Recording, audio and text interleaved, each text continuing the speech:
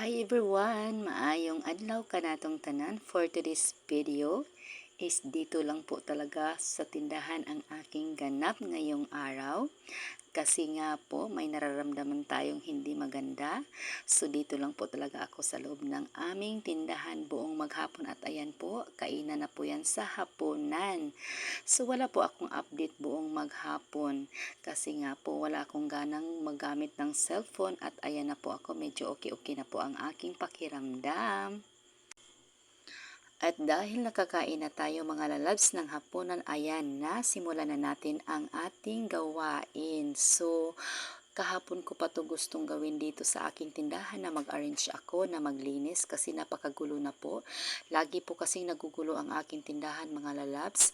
Ang tagal ko pong linisin pero napakadali pong guluhin.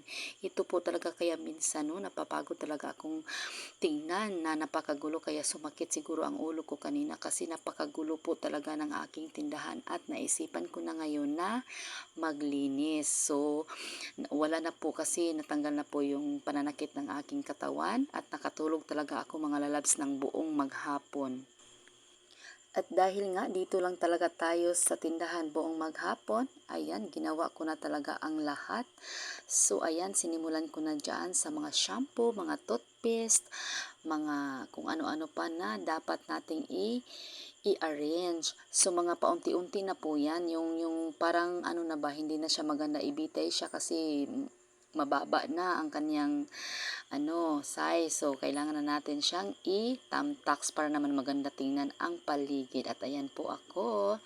Kasi po nasisimulan ko na po talaga na i-arrange siya. So, gumana na talaga ang powers ng inyong tindera mga lalab. So, ganun lang talaga ang buhay ng isang tindera.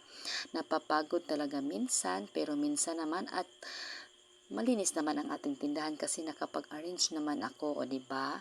So, ayan po pala dyan ang aking mga plasticware. Ayan po. So, hindi ko pa pala lahat na-arrange.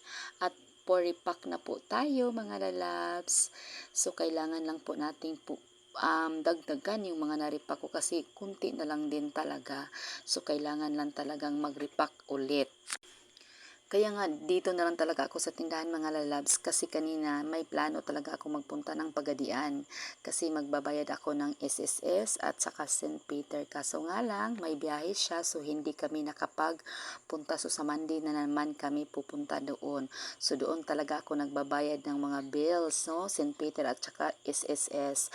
So kaya dito na lang talaga ako sa tindahan nagmumukmuk at nag-iisip kung anong dapat kong gawin. At ayan naman, thanks God dahil nakapag-isip na maglinis, mag-repack, ayun. At naging maayos na din ang aking tindahan. So, ayan na po pala siya. Natapos ko na po siyang i-arrange ng konti. At least, malinis na po siyang tingnan. Hindi na po sasakit ang ating ulo dito sa pagtingin ko bawat paligid na may mga dumi. O, diba? Ganyan ako pag naglinis, talagang tatapusin ko talaga mga lalabs. Diba, maliwalas talaga sa paningin pag malinis ang tindahan mga lalabs. At na talaga yung mga gamit ba.